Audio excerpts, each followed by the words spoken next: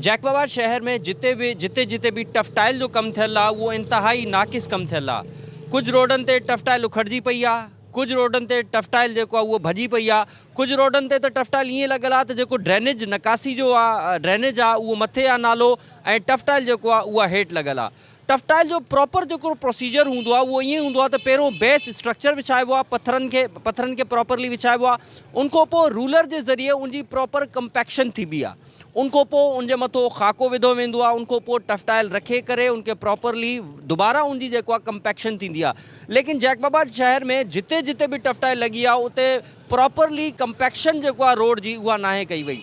हिन वक्त मां मौजूद आहियां हेडक्वार्टर रोड ते, जिते 2 खां 2.5 महीना पहिरां टफटाइल जो कम थियो हुयो, लेकिन 2 खां 2.5 महीननि में उहा टफटाइल हंधा जेको आहे उखड़जी पई आहे ऐं टुकड़ा उहो रोड जा लही आहिनि ऐं अक्सर हिते एक्सीडेंट्स वग़ैरह भी उन वजह खां थियनि था। हिते इलाइक़े वासियुनि जो इन बारे में छा चवणु आहे त अचो उन्हनि सां ॻाल्हायूं। मां आगा फिरोज़ुद्दीन पठान। हे साण जेको रोड ठहियो आहे टफटाइल वारो सफ़ा नाकारा थी वियो आहे। इहो बारिशनि में बि सफ़ा मटीरियल बिन में को ख़ासि न आहे। हाणे सॼो रोड कुखड़ियो पियो आहे, गाॾियुनि जे लाइ नुक़सानु आहे, पुराणे माण्हुनि जे लाइ नुक़सानु आहे, पाणी ते भीजी थो वञे पियो। सो महिरबानी करे इंतिज़ाम खे रिक्वेस्ट आहे त इन जी इंक्वायरी कई वञे त सही रोड छो न ठहियो आहे।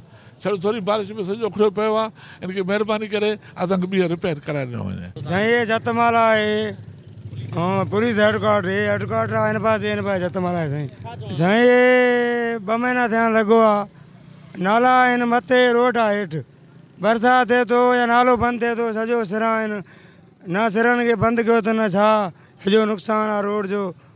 घास आहे न कोई मालिकी आहे न छा आहे, घास बि न आहे, न स्कूटर जो रस्तो आहे, न गाॾी जो आहे, न गाॾी जो आहे, सभु रोड जो नालो आहे सिरनि जो। घास आहे न ग़रीब गाॾी वञे, ग़रीब गॾा गाॾी वारो, स्कूटर वारो, साइकिल वारो, गाॾी वारो गाॾी वञे।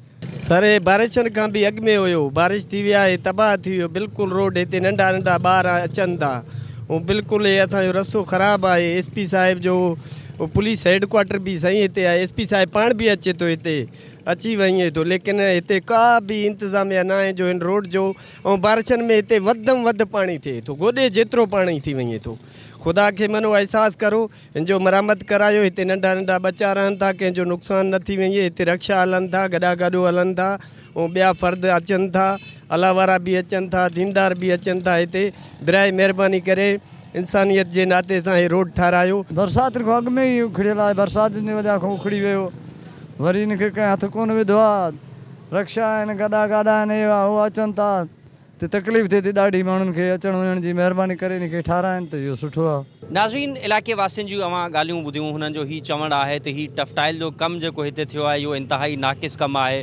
बरसाति जॾहिं बि थींदी आहे नालनि जो गंदो पाणी, बरसाति जो पाणी हिते बीजी वेंदो आहे ऐं रोड टुटल हुअण करे हिते अक्सर तौर जेको आहे एक्सीडेंट्स उहे रोज़ जो मामूल बणियल आहिनि। हिते एक्सीडेंट्स वग़ैरह बि रोज़ जे रोड जे भॻल हुअण करे एक्सीडेंट बि रोज़मर्रा जो जेको हिकिड़ो मसइलो आहे।